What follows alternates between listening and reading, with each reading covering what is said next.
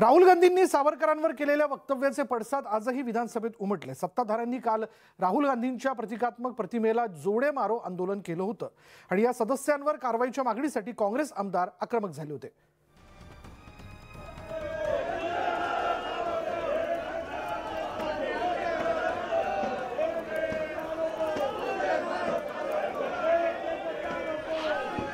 या संपूर्ण अधिवेशनाच्या कालावधीमध्ये या संपूर्ण विरोधी बाकांकडनं पायऱ्यांवर बसून माननीय मुख्यमंत्र्यांच्या बद्दल आमच्याबद्दल खोके ठोके बोके बोके हे जे बोललं गेलं ते सुद्धा आपण तपासून बघा, त्याच्या सुद्धा व्हिडिओ क्लिप मागवा आणि या सगळ्याचा एकत्रपणाने आपण निर्णय द्या। अशा पद्धतीने आपण त्यांना सुद्धा समज द्या। अध्यक्ष महाराज, अध्यक्ष महोदय, सन्माननीय नाना पटोले साहेबांनी इथे एक मुद्दा उपस्थित केला, त्याला काही आशिष शेलार साहेबांनी आणि सन्माननीय शंभूराज देसाई साहेबांनी पण काही मांडली। अध्यक्ष महोदय, माझी आपल्याला एवढीच विनंती आहे की आपण निर्णय हे बघा, हे काही रेकॉर्डवर घेतलं जाणार नाही। जे आपली जागा सोडून वेलमध्ये उभे आहेत आणि बोलतायत त्यांनी बोललेला एकही शब्द रेकॉर्डवर घेतला जाणार नाही। मंत्री महोदय, आपण काही एक रेकॉर्डवर घेणार नाही आहोत। महाराज, देशाचे सन्माननीय पंतप्रधान आहे, 23 कोटी मतदारांनी निवडून दिलाय, कोणाच्या अवकातीमध्ये नाही, कोणाच्या भिक्यानी पंतप्रधान पद नाही, पलफुट्या माणसाच्या पक्षाने मोदींना चोर म्हणला। अध्यक्ष महाराज, सहन देणार नाही, ते तर बाहेरची भूमिका होती। अध्यक्ष महाराज, तुमच्या समोर मोदी साहेबांना पुढे बघा, आज होणाऱ्या महाराष्ट्र भूषण कार्यक्रमाच्या आमंत्रण पत्रिकेत विरोधी पक्षाच्या नेत्यांचं नाव नसल्यानं विधान परिषदेमध्ये गदारोळ झाला। विरोधी पक्षाच्या नेत्यांची नावं का नाहीत यावरून विरोधक आक्रमक झाले होते। पत्रिका बदलली नाही तर मग आम्ही काळे झेंडे कार्यक्रमात जाऊन निषेध करू, तिथे दाखवू असा इशाराच विरोधकांनी दिलाय।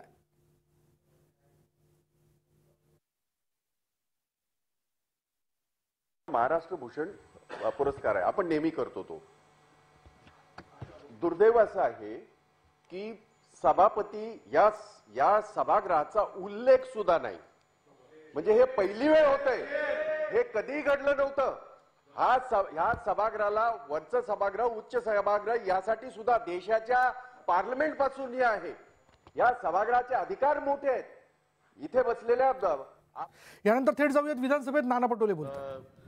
मोदी सरकार चोर आहे वगैरे अशा पद्धतीचे काही या पद्धतीचं या ठिकाणी उल्लेख आला, तेही तपासून आम्ही कारवाई करू, त्याचंही समर्थन आम्ही करणार नाही, कारण की या सगळ्या गोष्टी या सभागृहात होता कामा नये। आमची मागणी, अध्यक्ष महाराज, की कालच्या घटनेचं जे सदस्य असतील त्यांनाही अंगागे आमचं रेकॉर्डला कोणी येत असेल तर त्यांनाही करा, पण असं आम्ही काही कोणाचं समर्थन करणार नाही। पण या पद्धतीची काही भूमिका होत असेल आणि त्या गोष्टीचं आपण दुर्लक्ष करत असू अध्यक्ष महाराज, तर या विधिमंडळाचं एक आगळं वेगळं महत्व देशपातळीवर आहे।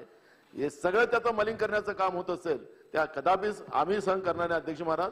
आणि दुसरा महत्वाचा प्रश्न आहे की अध्यक्ष महाराज, उद्याच्या निर्णयामध्ये आमचे लोक तुम्ही म्हणतात आहेत रेकॉर्डला, आणा रेकॉर्डला कुठले असेल रेकॉर्डला, पण जे कालच्या घटनेमध्ये जे कोणी असतील त्यांच्यावर कारवाई झाली पाहिजे, ही भूमिका आमची आहे अध्यक्ष महाराज। ठीक आहे, चला, नाही आता नाही, आता नंतर लक्ष द्या, लेंगे तर लेंगे। अध्यक्ष लेंगे अध्यक्ष महोदय, 1 मिनिट, आज नाही, पॉइंट ऑफ इन्फॉर्मेशन नाही आता। जरा एक मिनिट नाही, मी तुमचंही ऐकलं आणि नानांचं थोडं ऐकलं की जसं ते म्हणाले की जे आज सभागृहामध्ये बाहेर जे काही झालेलं आहे त्याच्याबद्दल त्यांच्यावर कारवाई झाली पाहिजे। आपली बैठक झालेली आहे, पण यामध्ये एकच मी सांगतो की काल विषय झाला होता, पण आज पुन्हा आदरणीय देशाचे प्रधानमंत्री महोदयांच्या बद्दल आक्षेपार्ह वक्तव्य करणं हे देखील संपूर्ण देशाचा अपमान आहे। खऱ्या अर्थाने नानासाहेब, याच्यामध्ये मी आपल्याला सांगू इच्छितो, मगाशी मी बैठकीत देखील म्हणालो की गेले 8 महिने मुख्यमंत्र्यांचे फोटो लावून इकडे ते प्ले कार्ड मध्ये हे करून अपमान करणं, खोके म्हणणं, चोर म्हणणं, गद्दार म्हणणं, मिंदे म्हणणं, हे कुठल्या आचारसंहितेमध्ये बसतं नाना? नाना, हे बघा, जे आम्ही कालचं समर्थन केलं नाही जे जोडे मारण्याचं, पण याच्यामध्ये उपमुख्यमंत्री महोदयांनी देखील त्यांचं भावना व्यक्त केल्या. शेवटी सावरकरांचा वारंवार अपमान करणं हे देखील देशद्रोहाचंच काम आहे. याच्यामध्ये एकच मी सांगतो नाना भाऊ, जेव्हा आपण दुसऱ्याकडे बोट दाखवतो त्यावेळी आपल्याकडे 3 बोटं असतात. आणि म्हणून यामध्ये अध्यक्ष महोदय आपल्याला माझी विनंती आहे, या सभागृहाला देखील विनंती आहे, सभागृहाचं पावित्र्य जपलं पाहिजे. याचा डेकोरम आहे, याचं पावित्र्य आहे. सगळ्या गोष्टी इथे बसून मोठमोठे लोक या सभागृहाचं अध्यक्षपद त्यांनी सांभाळलंय, चालवलंय. या सभागृहात देखील अनेक मोठी माणसं या सभागृहाचे सदस्य होऊन गेलेत. त्यामुळे सभागृहात देखील आणि या सभागृहाच्या बाहेर देखील अशा प्रकारचं कुठलंही काम जेव्हा इतर लोकांच्या बद्दल ज्या पद्धतीची भूमिका घेतली जाते त्यालाही आपण सगळ्यांनी आक्षेप घेतला पाहिजे. आम्ही बोलत नाही याचा अर्थ आम्ही बोलू शकत नाही असा घेऊ नका. तुम्हाला नाना वैयक्तिक घेण्याची आवश्यकता नाही, परंतु यामध्ये एवढंच आहे, या देशाचा मान पूर्ण जगभरामध्ये सगळीकडे या देशाची कीर्ती पोहोचवण्याचं काम आदरणीय प्रधानमंत्री मोदी साहेबांनी केलेलं आहे. नानासाहेब, मी वैयक्तिक व्यक्ती म्हणून बोलत नाही.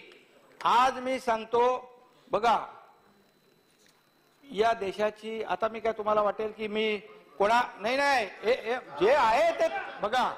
आणि अध्यक्ष महोदय यामध्ये अध्यक्ष महोदय बसा त्यांचं होऊ दे, देतो ना, होऊ दे त्यांचं होऊ दे ना, ऐका बोला. आणि अध्यक्ष महोदय, मी आपल्याला एवढीच विनंती करतो की देशाच्या प्रधानमंत्री महोदयांचा अपमान आम्ही काय या देशातली जनता देखील सहन करणार नाही. आणि म्हणून ज्या G20चं अध्यक्षपद आपल्याला मिळालं त्या G20 मध्ये काय म्हणाले तुमचे नेते, या देशामध्ये लोकशाही नाही, या लोकशाही खतरे में. एक मिनिट नाही, एक मिनिट का तुम्हाला याच्यामध्ये एकच सांगतो, तुम्हाला मी बोलायची संधी देतो.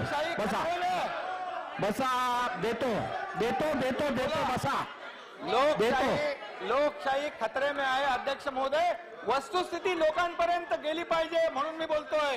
जर लोकशाही खतरेमध्ये असेल तर भारत जोडो यात्रा कशी काय काढली? लोकशाहीमध्ये तिरंगा फडकावायला तिकडे गेले, लोकशाही नव्हती.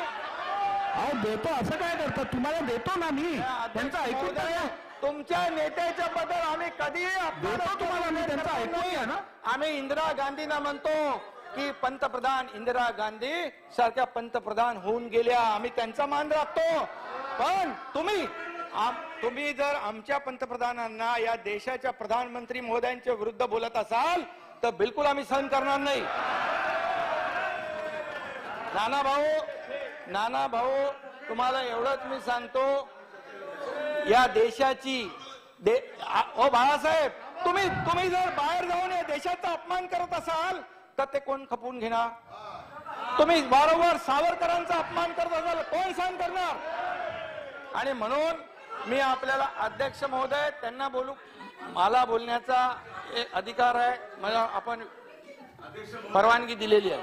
तर एवढंच आहे, यापुढे सगळ्यांनी बोलताना तारतम्य बाळगलं पाहिजे, या सदनाचा जे काही मान राखला पाहिजे. आणि त्याचबरोबर या विधान भवनाच्या कॅम्पस मध्ये तुम्ही 8 महिने आमच्या विरुद्ध घोषणा सगळे देत होते, तेव्हा तुम्ही नाही बोलत त्यांना, तुम्ही ते चालतं. आणि म्हणून काही आम्ही समर्थन नाही केलं, नाही. अध्यक्ष महोदय, यामध्ये मुख्यमंत्री बोलता असं काय करताय? काय बोलता? सीएम बोलतात ना, तुम्ही बसून घ्या ना. सीएम बोलतात असं हे काय बरोबर नाही. अहो राज्याचे मुख्यमंत्री बोलतात, तुम्ही बसून घ्या.